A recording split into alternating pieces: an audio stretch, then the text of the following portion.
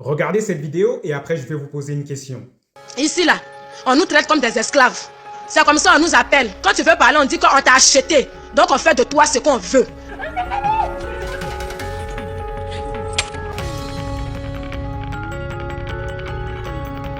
La maison où on nous envoie pour partir travailler, on nous frappe. On ne nous donne pas à manger. On est malade, on ne nous envoie pas à l'hôpital. Là-bas, on ne dormait pas, on ne dort pas, on frappe sur nous. Nous travaillons comme des robots.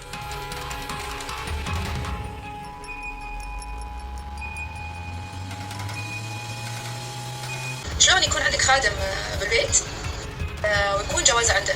ما كانت جوازها وراحت سافرت، شلون تقنعها والله؟ ولا لا، الشيء الأدى والأمر إن كل أسبوع لها يوم أوف كل أسبوع. أبان مينونة تعالي.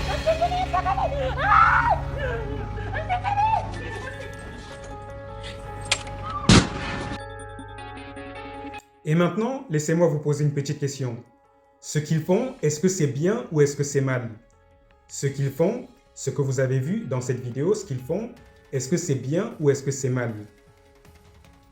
Sachez que Allah a fait descendre le livre afin que tous les hommes soient égaux sur terre, croyants et non-croyants, hommes et femmes. Et Allah a donné des droits à chacun afin que les gens n'abusent pas les uns des autres. Et dans la sourate Al-Balad, Allah nous montre la voie du bien en disant « Wama adraka mal aqaba » et qui te dira ce qu'est la voie la plus difficile, à savoir la voie du bien. Fakku raqabah, libérer, affranchir les esclaves. Aw it'amun fi yawmin fi masrabah, c'est-à-dire ou nourrir les gens dans les temps difficiles. C'est-à-dire que fait partie de la voie du bien d'affranchir les esclaves, premièrement. Deuxièmement, de nourrir les gens avec ce que Dieu vous a donné comme moyen, même dans les moments les plus difficiles, même dans les moments où vous n'avez pas, vous devez vous efforcer d'aider ceux qui sont autour de vous. Car si vous n'avez pas, sachez qu'il y a des gens qui ont encore moins que vous. Yatiman dha makrabah, ce qui veut dire que ce soit un orphelin, proche parent, ou miskinan dha matrabah, ou bien un miséreux. C'est-à-dire que tu ne dois pas aider que les gens qui font partie de ton entourage, tu dois aider tout le monde. Ceux qui font partie de ton entourage et ceux qui ne font pas partie de ton entourage. Ceux que tu connais et ceux que tu ne connais pas.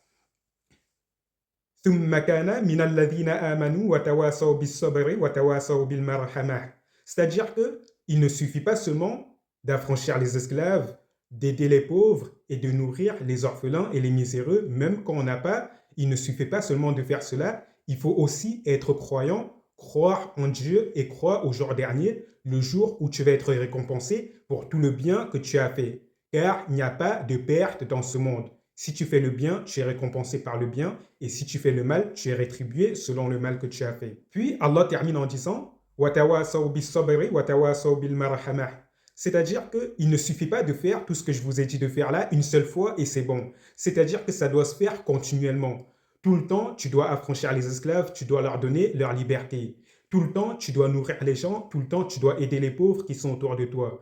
Tout le temps, tu dois aider ceux qui sont loin de toi, ceux qui ne sont pas de ta famille et ceux qui sont de ta famille. Tout le temps, tu dois aider ceux que tu connais et ceux que tu ne connais pas. C'est ça que ça veut dire patienter sur une chose. Ça veut dire continuer à le faire tout le temps et ne jamais arrêter. Jusqu'au jour où il n'y a plus aucun mot parmi ces mots sur terre. Watawasaw bil marhamah, ce qui veut dire et qui s'enjoignent continuellement la miséricorde. Ce qui veut dire que ces gens-là qui sont sur cette voie, la voie du bien, ils s'encouragent à rester sur cette voie et ils se montrent bienveillants les uns envers les autres. Et dans leur miséricorde, lorsqu'il y en a un qui faute, ils patientent sur cette personne et ils invitent cette personne à revenir et patiente avec la personne. Et lorsqu'il y en a un qui tombe, ils cherchent à le relever. Mais ce ne sont pas des gens qui sont durs envers les autres, qui sont méchants les uns envers les autres, mais ils ont pour seul objectif de se soutenir et d'avancer tous ensemble. Et vous avez vu ici qu'Allah nous montre clairement la voie du bien. Est-ce que ces gens que vous avez vus dans cette vidéo, est-ce qu'ils sont sur la voie du bien dans ce qu'ils font? Non. Et il y a des gens qui viendront dire oui, dans la religion, l'esclavage est permis. Oui, c'est Allah qui a permis cela. Premièrement, il faut savoir une chose, c'est que le mot esclavage dans l'Antiquité et le mot esclavage aujourd'hui ne veulent pas dire la même chose. Dans l'Antiquité, l'esclavage, ça représentait la servitude. Alors qu'au jour d'aujourd'hui, l'esclavage, ça représente le fait de posséder la personne et de le traiter comme si c'était un moins que rien. Et je vous donne un exemple pour que vous compreniez. On sait que Joseph, le fils de Jacob, il était esclave en Égypte. Et à son époque, déjà, les Égyptiens, l'esclavage, c'était quelque chose de déjà normalisé dans le monde. Et les Égyptiens, ils avaient des esclaves. Et Joseph, il a été vendu comme esclave en Égypte.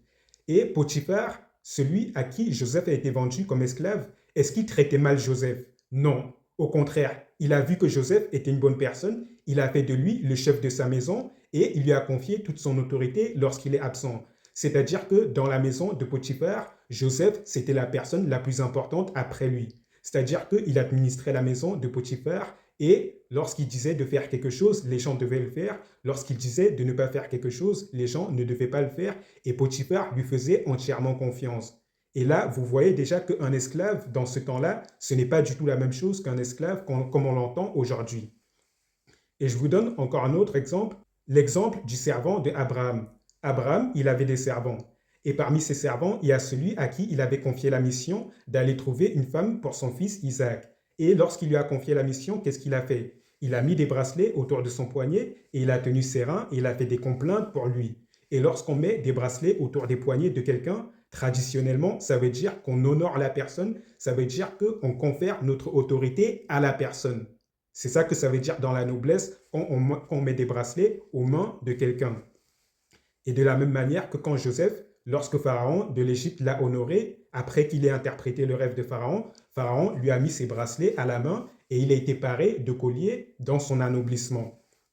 Et ainsi, Abraham, ici, vous voyez qu'il traitait son servant correctement, il traitait son servant de la meilleure des manières.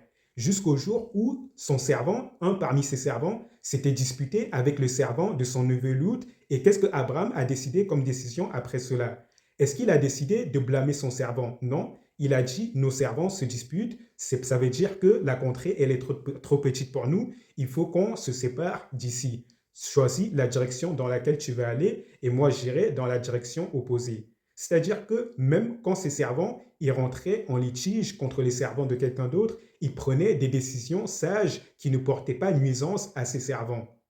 Donc vous comprenez encore une fois de plus que le terme esclave avant, ça ne voulait pas dire la même chose que maintenant. Et je reviens sur l'exemple de Youssouf. Lorsque la femme de Potiphar a accusé Youssouf de l'avoir violé, qu'est-ce que Potiphar il a fait?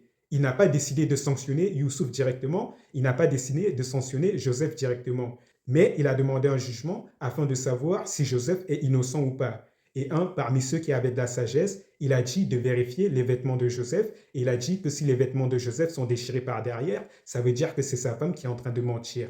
Car étant donné que si les vêtements de Joseph sont déchirés par derrière, ça veut dire qu'il cherchait à fuir la femme de Potiphar dans la dispute dans laquelle elle a accusé Joseph.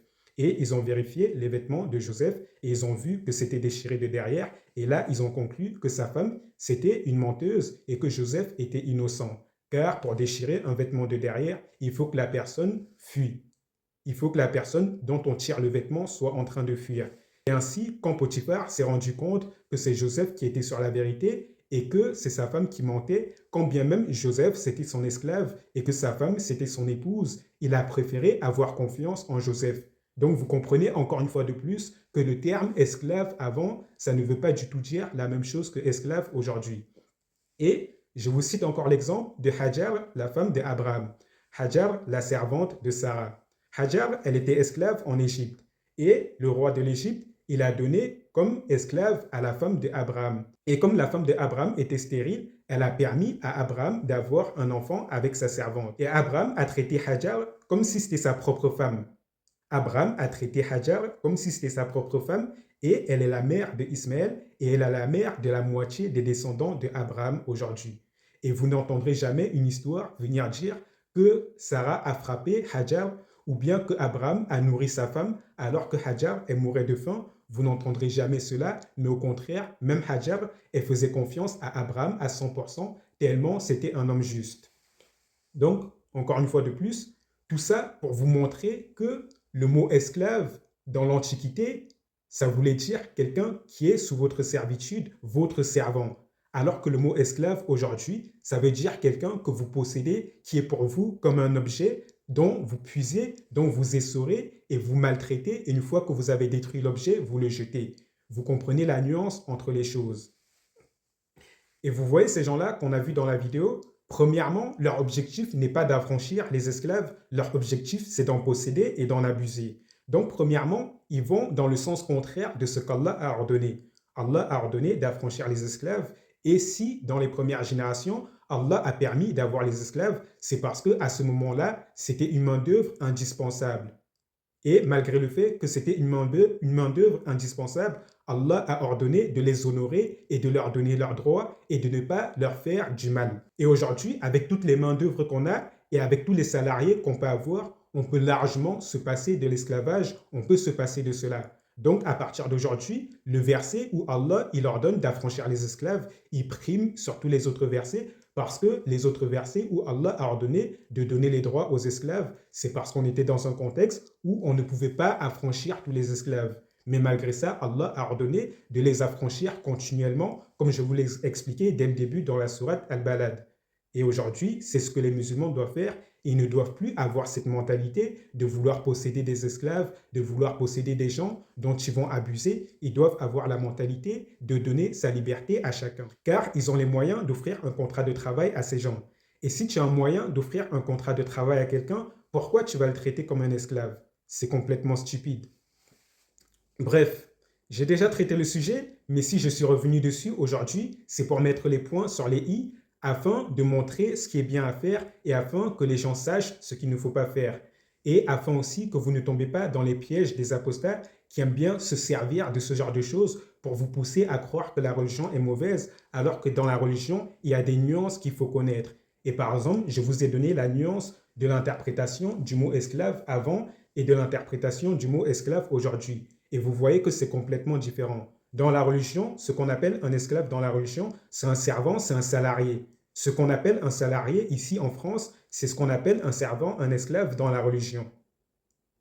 Et c'est pour cela, par exemple, que les musulmans, on dit qu'un musulman, c'est un serviteur d'Allah, c'est un esclave d'Allah. Par exemple, quand on dit Abdullah, ça veut dire l'esclave d'Allah. Et quand on te dit que tu es l'esclave d'Allah, est-ce que ça veut dire qu'Allah il te maltraite? Non, bien au contraire. Allah, il est le bienveillant et il est plus bienveillant envers toi que n'importe qui ne le sera jamais avec toi. Et ainsi, dans la religion, quand on dit esclave de quelqu'un, ça veut dire la même chose. Ça ne veut pas dire que tu es l'objet de la personne et que la personne te maltraite, t'épuise ton énergie et te fait du mal. Et une fois que la personne a fini d'abuser de toi, la personne te jette. Non, dans la religion, quand on dit que tu es l'esclave de quelqu'un, ça veut dire que tu es sous la servitude de cette personne et que cette personne doit t'honorer et que cette personne doit te donner ton droit et que cette personne doit te traiter de la meilleure des manières car cette personne, elle aura à en rendre compte devant Dieu de la manière dont il t'a traité.